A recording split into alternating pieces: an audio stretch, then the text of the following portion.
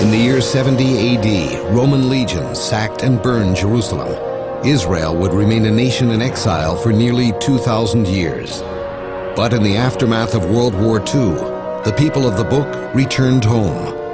Israel's rebirth and survival in the 20th century has often been called a miracle. Those who were there cite their own experiences as proof. I'm Michael Greenspan. I'm an investigative journalist. These are their stories.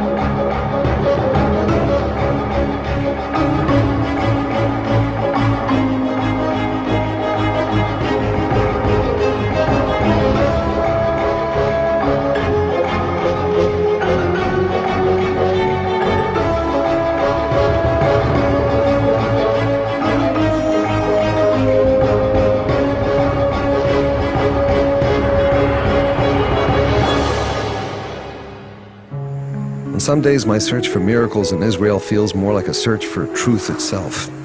What one man sees as just great luck, another man sees as nothing short of a miracle from God. Who's right?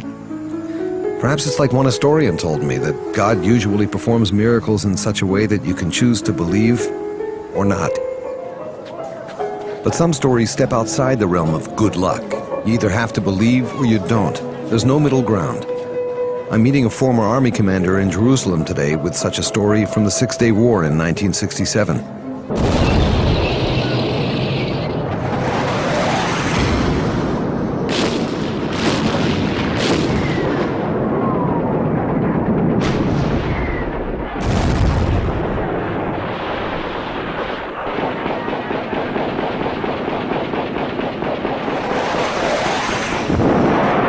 The Six-Day War, fought and won in just 6 days, has been called by some a true miracle. At the same time, others insist it was a consummate demonstration of planning, preparation, and battlefield courage. Whatever your position on miracles, it was certainly against all odds. 8 years after the War for Independence, Israel had again faced its neighbors in war in the Sinai and won. 10 years had passed since the 1956 war, when storm clouds again began rolling across the desert. Throughout 1966, Jordan and Syria escalated attacks across their borders with Israel. Then on May 15, 1967, Egyptian forces moved into the Sinai. 3 days later, Egypt expelled UN peacekeeping forces from Israel's borders. 4 days after that, the Straits of Tiran were blocked from Israeli shipping. 3 days later, on the 25th of May, the armies of Syria, Jordan, Iraq, and Saudi Arabia moved their troops to the borders of Israel. Egypt's President Nasser declared, "Our basic goal is the destruction of Israel." To carry out that threat, the combined arsenals of the 6 attacking armies amounted to more than 500,000 trained soldiers, over 3,000 tanks, and nearly 1,000 jet planes armed for attacking the Jewish state. With no attempt made to either hide their presence or their intentions, in the opinion of many, Israel seemed doomed even before the first shot was fired. But secretly, Prime Minister Levi Eshkol and his government agreed that only a preemptive strike could prevent a wholesale annihilation of the Jewish state. On June 5, 1967, the Israeli Air Force launched a bombardment of Egyptian airfields.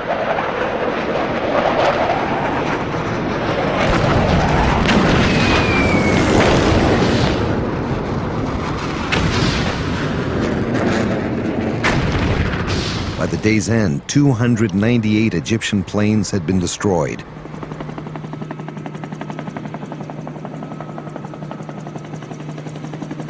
Prime Minister Eshkol appealed to King Hussein to keep Jordan out of the war. He responded with an artillery barrage against Jerusalem and Tel Aviv.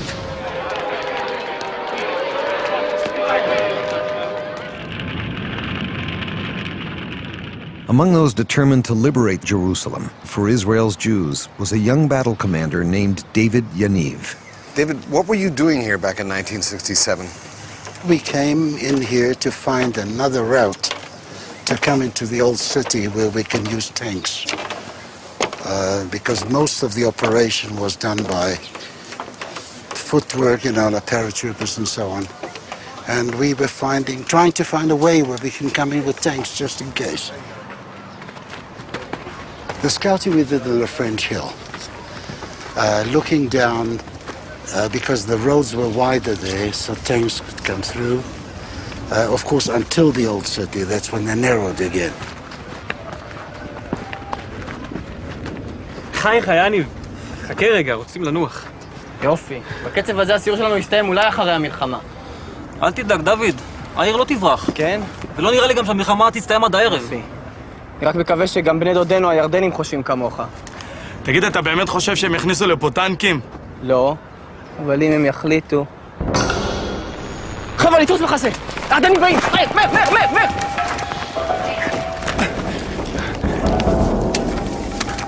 איפה יודעים שאנחנו פה? תגיד, זה משנה עכשיו? אני רואה כוח בסדר גודל של פלוגה. אולי יותר. תצמדו לקרקע כמה שאפשר, אולי הם לא הבחינו בנו. אין לנו ברירה. קבל לנו תחמושת. אפילו אם הייתה לנו זה לא היה משנה כלום.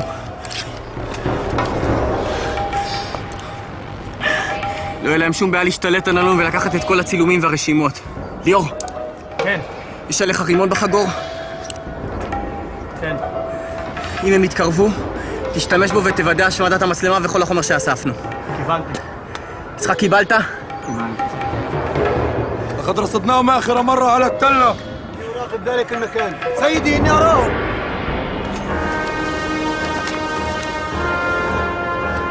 When they came to about, I would say about 200 meters, roughly, towards us, the next thing they stopped, and you could see there was this panic. And they started to shout,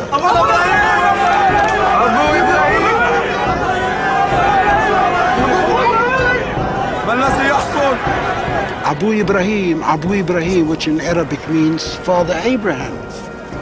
To us, it didn't mean a thing. We thought it must probably it's another Arab who came from the other side by the name of Ibrahim, which is a very common name.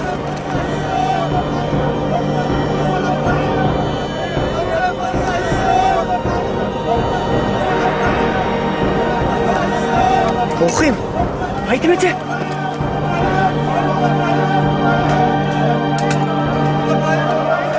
בורחים!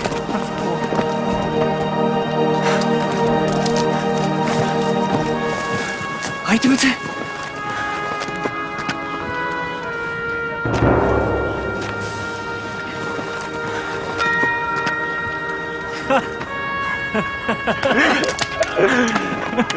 That really was unexplainable. But there was one Jordanian that was caught from that group.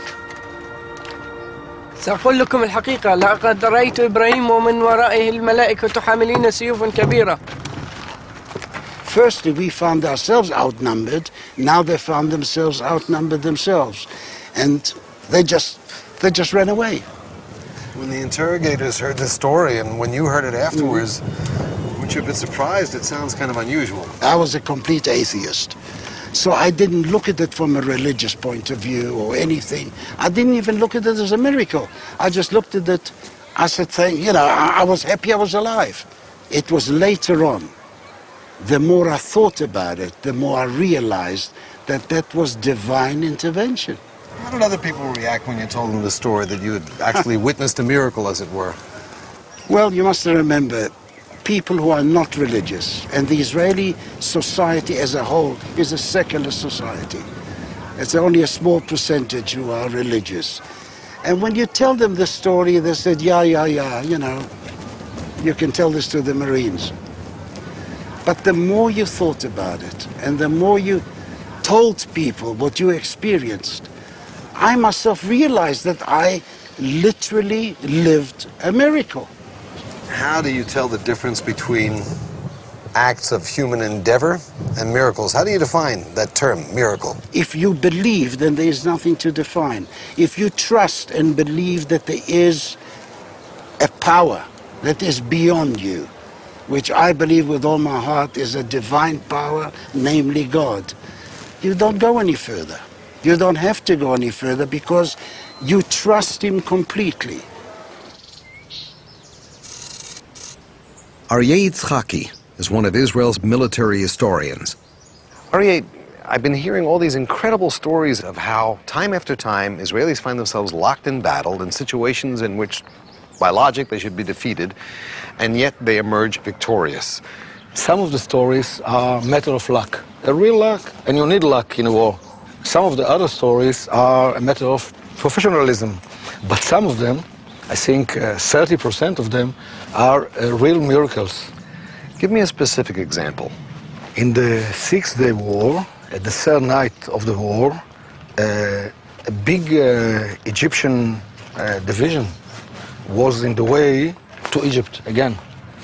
They withdrew. The commander was Major General Yakut.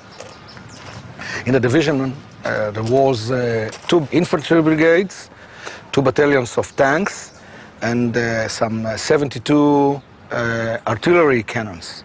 And on the road, there is 1 Israeli tank who's stuck. And the commander of the tank was Lieutenant Ovadia Yehoshua. So this one Israeli tank is all on its own? Yeah. He was alone. Then he saw the Egyptian convoy came from the east to west, to the Middle Pass. He began to fire on them. At the first shot, he burned the tank, Egyptian tank, and the second, another one, and he began to fight with them. He fought alone all the night with them and stopped them. After 5 or 6 hours, the commander, Ovadia, saw a general, Egyptian general, go through him with a white flag. And he came to him and they gave him water, and the general said to them, I am Major General Yakut, the chief of the Egyptian artillery and the commander of the division, and I want to go with you to captivity, you know. I want to see your commander, the chief of the brigade, the commander of the brigade.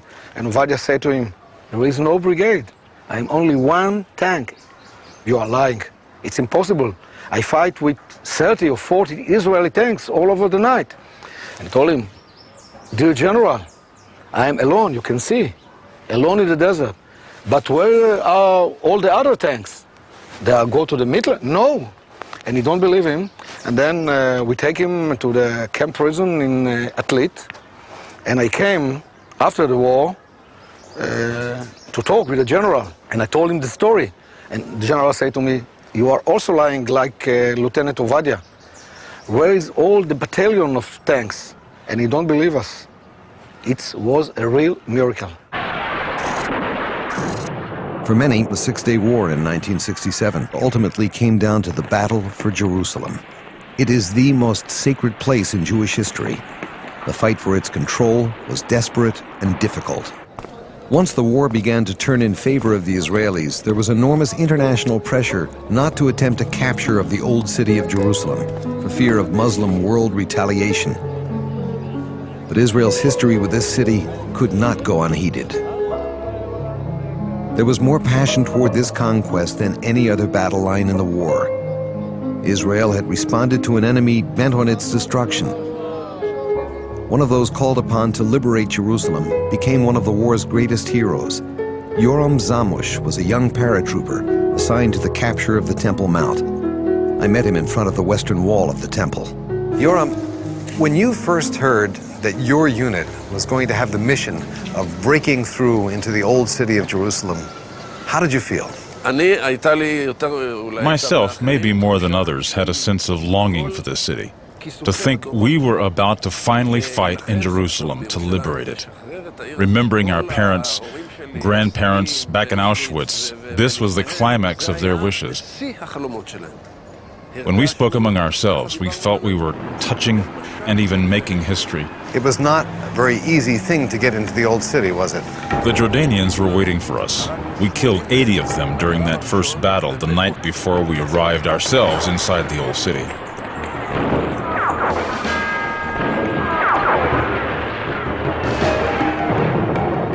It was a very difficult battle. We lost a third of our unit. There were more than 86 casualties. Hundreds were wounded.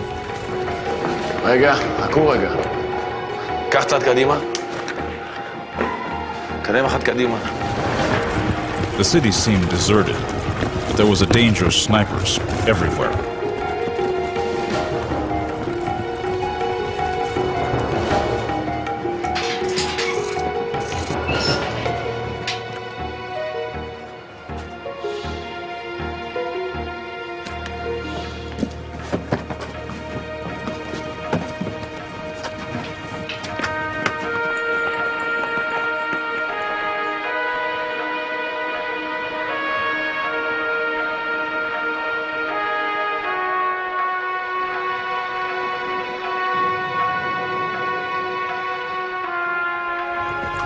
The way to the Wailing Wall was through the green door, which we found locked.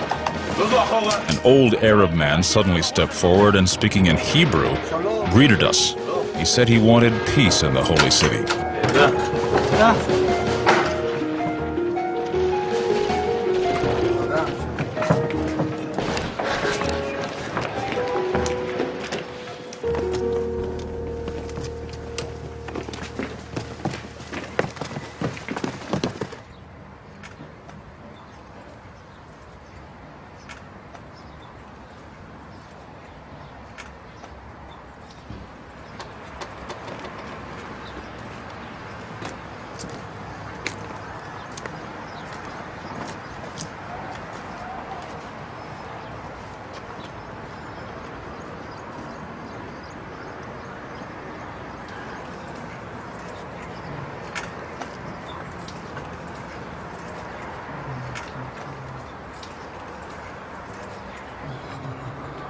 For several minutes, we were at the wall's courtyard, just a handful of us soldiers.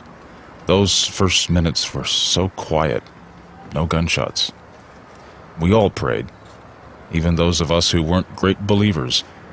We all wanted to be part of the Jewish people at that point.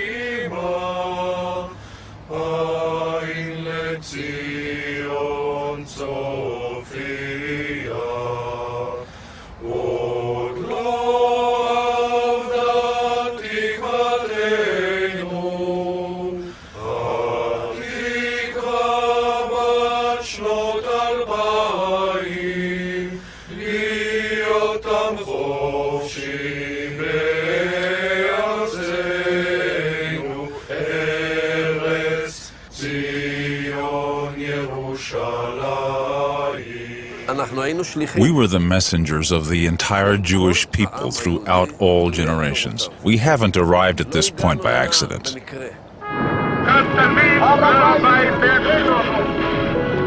It was June 7th, 1967. News of the liberation of Jerusalem spread like wildfire throughout the country. Tank commanders stopped to pray. Soldiers on the front lines cheered. The nation celebrated.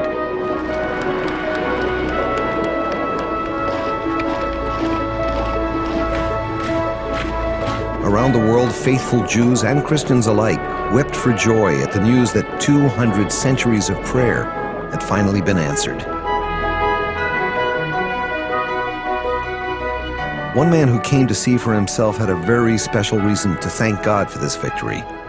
He had been here before, exactly 19 years before, on another night, fighting another battle for this very same city. Ezra, 1948, you were a soldier in Israel's army, fighting for independence. Right. What happened to you? We were told that we were going to liberate the old city. We felt flying. reaching the skies from excitement. It was a dark night, but through the dark we could see the flashes of the blows of the bombs, and we could hear the voices of the explosions. And I saw that the bombs are blowing nearer and nearer to where we sat. קדימה חבר'ה, עוד מעט שעת השין לפריצה. שימו לב, יש להם צלפים. לכן קסדות על הראשים, רצועות מתוחות וחגור מלא. במצב קריאה, תבדקו שוב את הציוד שלכם, כי אם אחד מכם ילך לאיבוד, הוא עוד יודע לי על כך. ברור? כן, המפקד. בהצלחה. קדימה חבר'ה, לקום לעמדות! כולם בסדר, I felt a strong hit in my head, push in my head, and the stream of blood flooded from the depths of my head. מישהו שימו לב, נפצע? חיילים, אנחנו מותקפים, שימו לב, לכו לאחור, תבדקו מי פצוע. כולם בסדר כאן? אתה בסדר? לפחות אני פצוע. מי פצוע? And all that time, I understood my right eye had been blinded.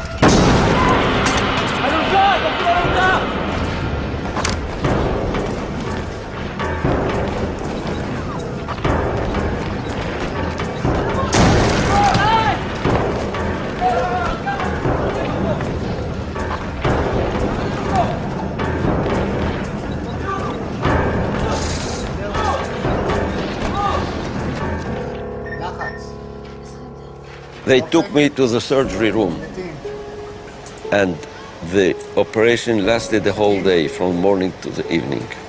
And they made big holes in my skull to clean it from all kind of broken bones. And later on I found that it was not only bones, they had to take parts of the broken brain.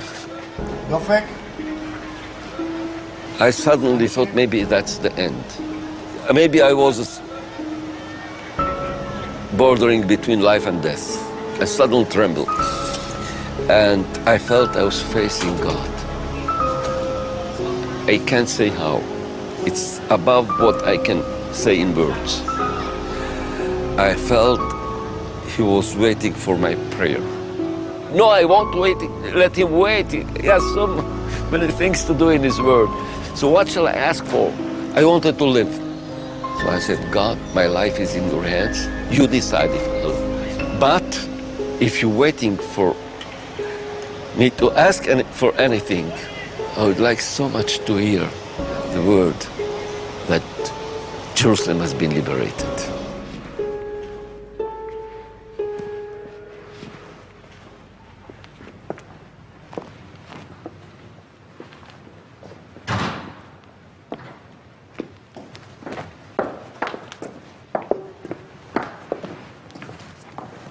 שמעת את החדשות? בדיוק כשהחיילים שלנו עמדו לשחרר את העיר העתיקה, הכריזו על הפסקת אש.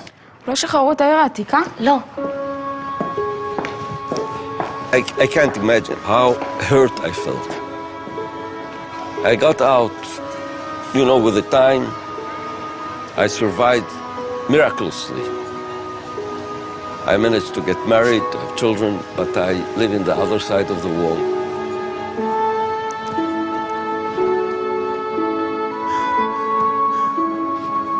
Just as Solomon asked God not to bless himself, but for wisdom to benefit his people, Ezra's prayer was for Jerusalem.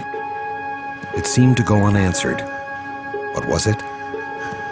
For what did I break my head? For what our boys were killed? But maybe thanks to this prayer, after 19 years, came the 6 Days War, and I got the news. Jerusalem's been liberated, the Temple Mount in our hands. How did you feel when you heard that? Did you remember the prayer that you had prayed back then, when 19 years later Jerusalem was finally liberated? I felt such a joy that it can't be parallel to anything. We are getting back! I felt I caressed the skies from excitement. You still feel like it was your prayer that was answered? Not only mine. I'm sure there are more people who prayed for it. Why do I, as a Jew who doesn't believe, why do even I feel something stir in me when I stand here, and allow the presence of this place to touch me. Here among these stones is the heritage of our forefathers, the focus of our passions and our beliefs of what it spiritually means to be a Jew. Whether or not one believes, every Jew is committed to making certain that this place will never again be taken away from us. Not only because it's part of our history and our legacy as Jews, but also for the sake of Ezra Yachin, Yoram, and David, and every other brave soldier who fought and died here, so that those who believe can pray here, and that those who are still searching for their own miracle will be free to continue their search.